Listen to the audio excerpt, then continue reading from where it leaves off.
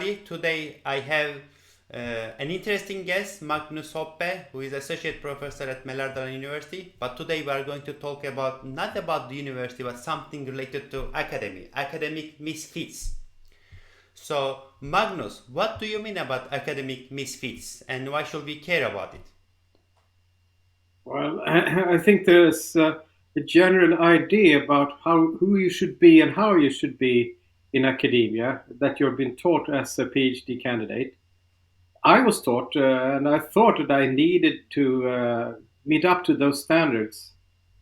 But the longer I've been here, I understand that those standards are not for everyone. It's just for a chosen few, and those are have sort of it's easy for them to be in academia because they fit in the picture. Then there's a lot of people who don't, but they have a lot of interesting things to say, and especially when it comes to other perspectives and other ways of thinking, approaching questions, etc.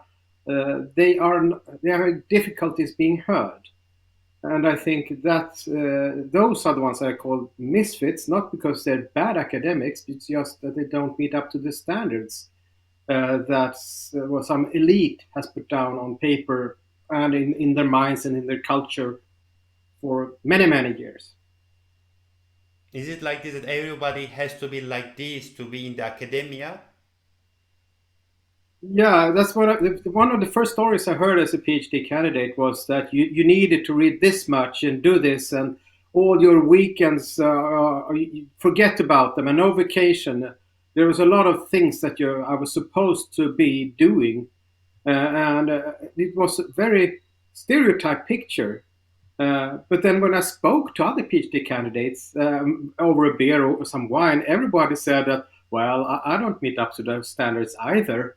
It's like people are people, humans, and there's a great variety. And I think it's a problem if we think that academics are different compared to other people. How about like there is also another thing like it looks like there is one type of academic profile that everybody has to fit. In one sense, universities want academicians to communicate with the society, to get in touch with the companies, to communicate about the science and they all to work for science, etc. But on the other hand, when you look at the profile that they are demanding doesn't fit what is expected from us, from researchers. Yeah, I think we all try to do things that are good. And I think the things that you mentioned are all good. But it's very hard to do them all at the same time or have the ability to attend to them in the same way, in a very good way. Some people are very good at doing research, but not that good at explaining it for the public. Yes. Others are great with the public, but maybe not that good at research, but still they contribute to our understanding of the knowledge that we are as academics are working with. That's our duty to take care of the knowledge in society.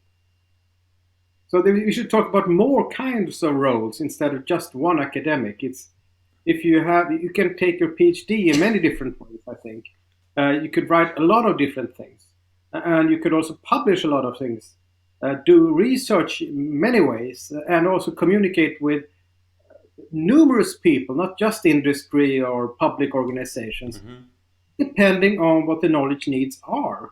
Uh, so it's if we think that the state tells us that we need to be very good with industry, we said there's a lot of other interest groups that we also should work with. It's not just industry, it's not just one kind of people, it's just the whole society. And the society needs more free thinking and not what the sort of politicians thinks that's good right now. I have a question. Do you think there is that type of freedom in the academia so that academic misfits can exist in academia? Yeah, I think we can exist because we do exist. Otherwise, it wouldn't be possible. But I think we do a lot of work that is not considered especially interesting or good in the eyes of those with power. So it's hard to make a career. Like if you want to become a professor, you should fulfill certain requirements. But one requirement is to be independent researcher and have a will of your own, do research in your own way. It has nothing to do with publications. Mm-hmm. It's about doing interesting things for society, and that can take many shapes. And you can also collaborate with a lot of different people. That's not seen because it's small groups with no real voice in society. But still, that counts and matters. And I think people do. They're being misfits in that sense that they can't have the careers that they should have if they attended the norms that are existing right now. I understand. There is also, we create an environment that it is like publish or perish. So you need to publish so many articles, but sometimes the publication pressure don't let people to do the research that they really want to do, or they need to divide their research so that they cannot do longitudinal research because they cannot publish quickly, and then it inhibits maybe proper research that could be done. Yes, and you also sort of teach the PhD candidates that that's the norm that you must fulfill. And you also said that there are different lists and ratings on journals, and they say Yes. that you need to have the high-ranking journals. And if you reach those journals, you need to be very specific in your research and fit in to a stream of thought Yeah. that those journals like to publish. But if you have other questions with other sort of units of study, other approaches, you'll have difficulties in publishing. But even that may become even more interesting for us because you don't do what everyone else has done for 10 or 20 years. You'll do something new, but then there will be no journals for that. Or even though you find some journals, these will not be high-ranking journals. Then when you when you are looking for promotion or jobs, it becomes hard to get position. Yes, and I see that I need to put in my power into my computer right now. Serdar, sorry.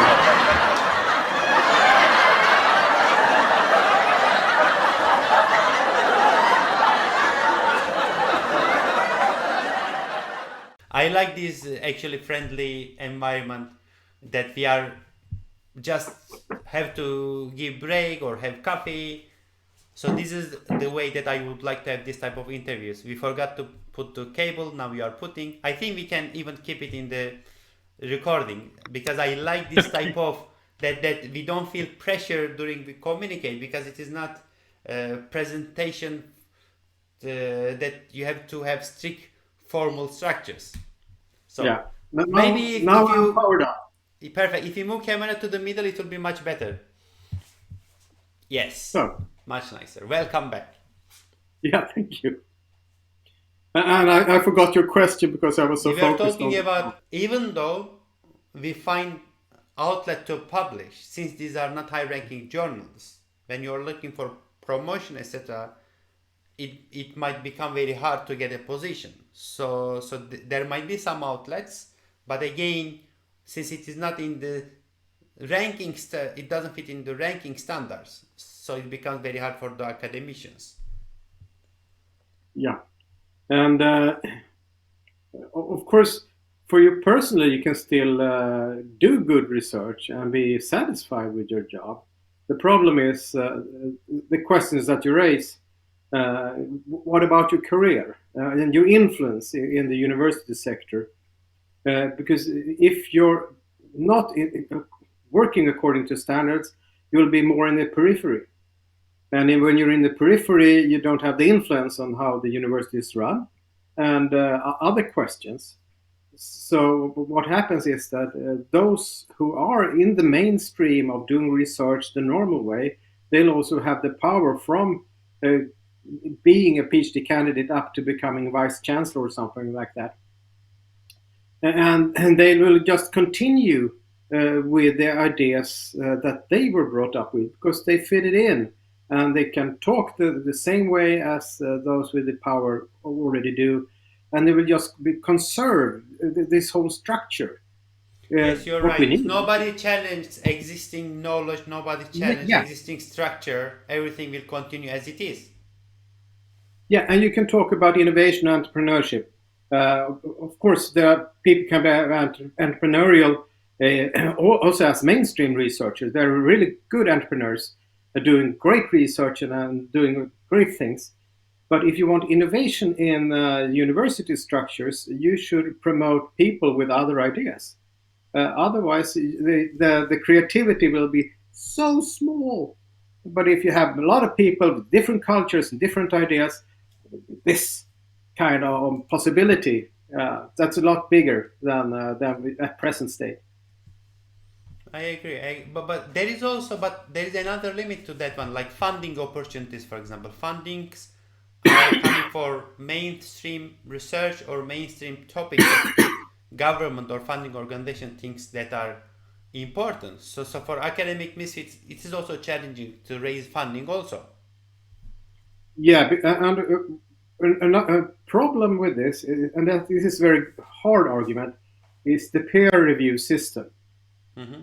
Because those who have gained the influence of being in positions of reviewing your research proposal, for instance, if you try to do something else than that, they will not understand it, and probably other people will get the funding instead.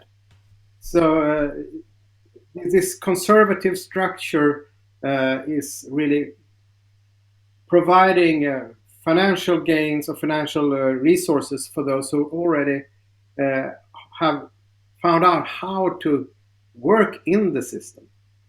Those who challenge the system, uh, it's a lot more difficult for them.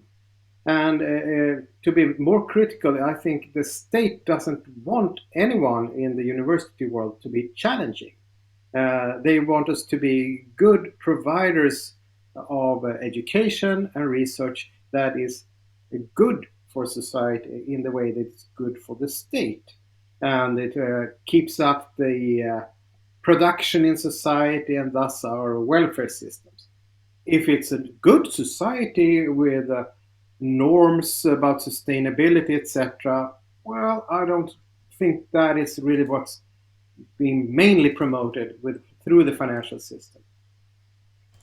So, in order to help get a more better variety, I think we should, when you talk about financing in your different positions, like even as a lecturer starting off, if you don't have any more than 10% for research, it's very hard to do have this freedom of thinking whatever you want because you're doomed or deemed to you're doomed of course but you're deemed to, that you have to apply for money and thus uh, go for the calls that's out there and that's someone else's agenda, it's not yours, and we need to finance people's personal agendas with a research interest that maybe got them into academia to start with.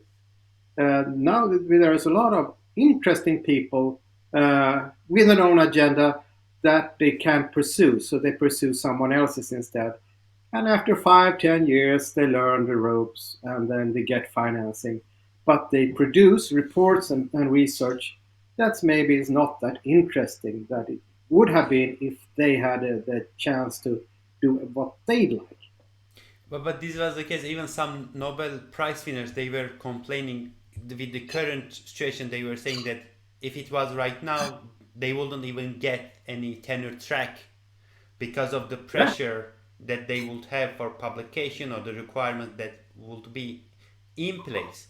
So it is an interesting situation because especially we start to see that secure jobs are becoming less and less beside having academic positions, and then when you don't have secure jobs, people becomes, because when they don't have security in their position or in the job, so they will it will be hard for them to challenge the existing structure because they have to fit in the existing norms. Then Yeah. it becomes very And, hard to have and academic misfits and then freedom maybe. yeah, so you don't have the academic freedom in those settings.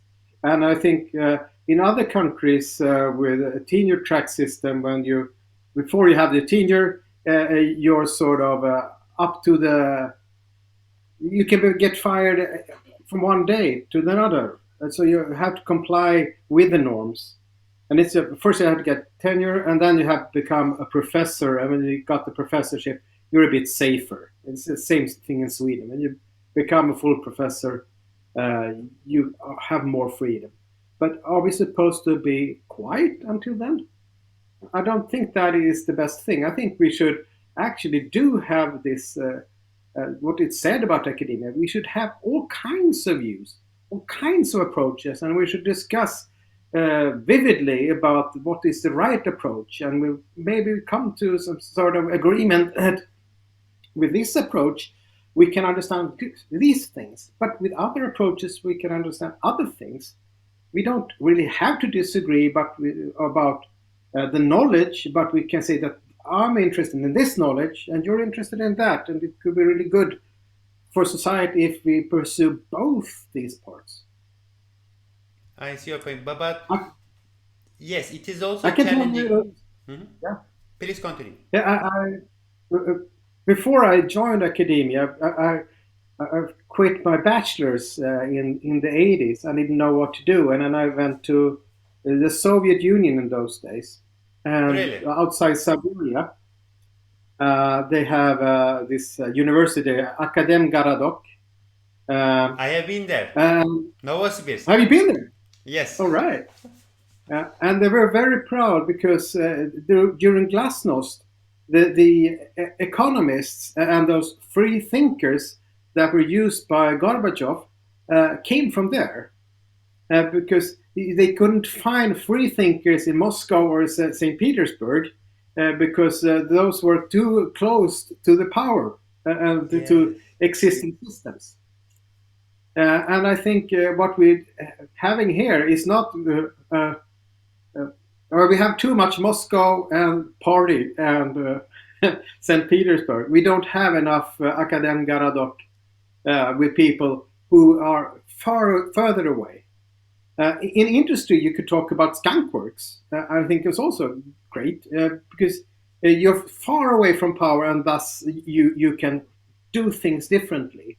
And that's really, if I should tell any state, if you want to have ignite the university system, create some sort of skunkworks, academic paradox far away with as little pressure from the state as possible. And then suddenly things might happen that is we can't even imagine. You're right. You're right. Also referring to what you also said, like if people has to be silent until they get the job security, so maybe it is the time that they are already molded to an existing norm, so they wouldn't even think to change it. Then it might be very late, and some people might say, why should they change it? Because now it brings barriers to other people, so that they can protect their own position. And also it is actually interesting example, considering that being far from the power but still have some type of security to exist and to do your research, so you can have free thinkers. It is an interesting example actually. So what type of solution do you propose? Or I would like to also talk about your project, Academic Misfits. Maybe this is one type of solution that you would like to explore. So can you talk about that? So what should we do? I realized, becoming a bit old in this world, you're a bit younger, Relatively. that, yeah, relatively, that I do have a choice myself. Uh, I've been trying to do the right thing, but I'm totally worthless at it. Doing the right things, or sort of producing the papers people expect from me, etc. Hmm. So I think it was 3 or 4 years ago, something like that, I started to write things that I thought was interesting, impossible to publish more or less, but at least do things for myself. Mm-hmm. And then I started to look around, and I saw other people that I thought also had a hard time getting into the system, but had interesting things to say. They didn't comply with the university standards, like you. Mm-hmm. We met a few times over the Yes. years. And those others in the project, like Steffi also. Uh, and we Steffi started to pursue Anton. papers. Yeah, we started to work on papers that are also more philosophical and abstract and different. And that is much more rewarding working with and with those kind of people that think are differently, and that way they challenge me instead of doing well. I'm associate professor in business administration. I think a lot of the things that are being published there is uninteresting. Uh, People are doing same research over and over and over again. The height of the new things that are added in each paper or in each research is not very much. So the project started from that I said to myself that this I felt like a misfit, and I've been doing this since I started my PhD education in 2001. Uh, I was a bit older then than the rest. I was almost 40 years old, and I found out that if you would be a PhD candidate, you should be around 25 to 30. Um, and I started in Stockholm University and applied for a doctoral position. And someone over there, they took just away my application without telling me or anyone else, just because, as I understand, I didn't fit the profile. But shouldn't we have no age discrimination? Yeah, you should, and I think that is one of the big problems academia. We have loads of discrimination, but we call it other things. So they just removed your application without even telling you. So you didn't know that you were not in the shortlist. Not even application. I'm not talking about No, shortlist. I'm no. just talking about application. Yeah, That's and tragic. my supervisor told me, why don't you challenge this? Why don't you do anything about it? But as a PhD candidate, you're at the lowest bottom at the hierarchy. And if I'd be challenging a full professor with influence in the institution and with a lot of friends there that I didn't have in those power positions. Mm-hmm. So instead, I choose to leave the institution, and I went over to Finland instead and finished my PhD there. Of course, Mm-hmm. I'm not the best PhD candidate, but I think that's a misuse of power, and that is going on all the time. And PhD candidates, especially, but all the way down in the hierarchy, people know that if they are troublemakers, are seen as troublemakers, they will have a very hard time finding jobs or anything in academia. So what they do is to shut up and try to comply. And that is very, very dangerous. People with power should always be looked upon with, what should you say, care. Mm-hmm. So that, and they do have a history that usually goes back with other people in power at the same university. So there are ties in different ways. And of course, people usually, I think, work within the law, etc. But morally, I think many people are way off, even though they don't see the moral problems in what they're doing. Can we say that this project actually, like that you are trying to run academicmisfits.com, the website? Like we are trying to run, Serdar. You're Yes, part of I it. am just trying to help you. We can say. Okay. but mainly it is just to give oxygen to people that don't feel they are in the mainstream, but they have interesting ideas to conduct research about, and they would like to explore opportunities. Yeah, and there are streams everywhere, small in conferences, etc., with people that don't satisfied with today's situation. And what I think the project is about is to give people voice, an arena to discuss things with people that won't cast judgment immediately about not fitting in as sort of the norms, but trying to find the potential instead in the research, in the persons, etc. So it's more like a friendly arena. Uh, It, it is actually, if you look like for 5 years ago, thinking about open access will be something eccentric. But now we start to see mainstream journals start to have open access as an option. So we start to, after COVID-19, we start to see importance of open science, open access much more.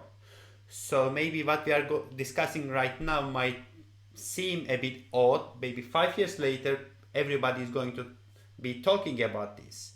Because I see this type of trend. Initially, open access journals, open access publications were considered low quality publications, but now these mindsets start to change. There are organizations, libraries, universities are pushing to have more open access journals also. So this way is actually open access provide the opportunity for academic misfits also to challenge the existing structure, because if you look the publication situation structure right now, it is really insane that we are working for free for private organizations that yeah, charge the universities that are funded by the public authorities. So it is interesting. yeah, and when you say open, it's well, society has changed through internet, and we're still at the beginning of that era. And having things open, we haven't adjusted. And I've also heard that professors saying that the university structure have been working for 1,000 years. Why change it? Mm-hmm. Uh, so some people, I think, they don't even see that. Okay, the idea about peer review, etc., is very good, but still there are other ways of approaching, for instance, how you spread information or knowledge about the different phenomena. So it's not that we don't want to change everything, but uh, the openness is a possibility, and I there are, of course, there are other movements there. I think with the libraries in several countries, they are challenging the, uh, the, the big publishing houses. But they will fight for their survival, of course.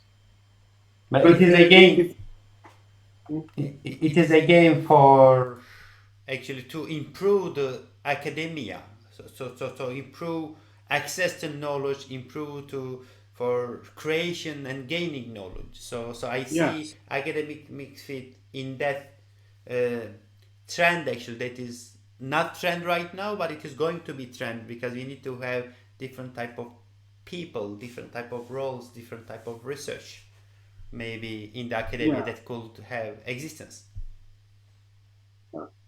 I think one of uh, the denominators of being a good academician is that you should take part of sort of a knowledge stream and become part of a group or some people who are interested in the same thing. Uh, in the previous system, these streams were defined through your subject and the journals that was created through the groups that you belong to. Now, with open access, it's possibility for many different kinds of groups to create their streams Mm-hmm. more independently and also maybe in a shorter time frame. Mm-hmm. And it's nothing. It's not. is neither good nor bad, but it's a possibility. And that is saying that we do, if we have this open access and we do find our friends, even if it's a small journal, small journals, we attend sort of the same kind of knowledge and work with the same kind of knowledge as a group internationally. Of course, that is part of the academic mission that we all have. Mhm. So open access has a possibility, or gives us a possibility of uh, becoming even those misfits out there, to find other people and create groups where they are not seen as misfits. The misfit label is more like about those who are already in there, they are part of the norm structure. So we have, with open access and new media, etc. And like here, when you have this with your blog, what you call it, it's other ways of reaching out, and there will not be thousands of people watching this, but hopefully we can find one or two or three with each episode or blog, and then we can create a community also. And in Definitely. time, Also, maybe we can have on the journals. definitely. The main thing is also for me, even nobody would watch it. I really want to have this type of conversation, and for me, it is very fruitful. I am learning a lot from my guests. So, so this is the thing. The passion that I have, it doesn't. It has nothing to do how many people watch it, but I really want to create it. So maybe we should create this type of environment in the academy also. Maybe they cannot have big outlets to publish, but they want to create something. They want to contribute knowledge. But do we have space for this type of people that are dedicated? Yeah, I just said this kind of blog. I think uh, PhD candidates should watch this or any similar blogs, just to understand that there are different paths they can choose. And they don't have to comply to everything their supervisors or everyone else they think they must do. It's the freedom of thought and ideas. That's the important thing of academia. I And want they to should give not give that up. I want to give parentheses. In Sweden or Scandinavia, relatively, I think PhD candidates have sort of freedom to work on their research, but in many other countries, they have to comply to existing structure so much that they have to do what their supervisor is doing or dictating to them. So we should also consider that not everywhere is like Scandinavia. So we should understand that there are many PhD candidates or researchers that are having so much struggles to conduct independent research that they are willing to do. I really would like to have you as a guest another time. Thank you very much for joining me, and hopefully next time we can have another person from Academic Misfits team to join, and then we can discuss all together. Thank you very much for Okay, joining. thank you for having me.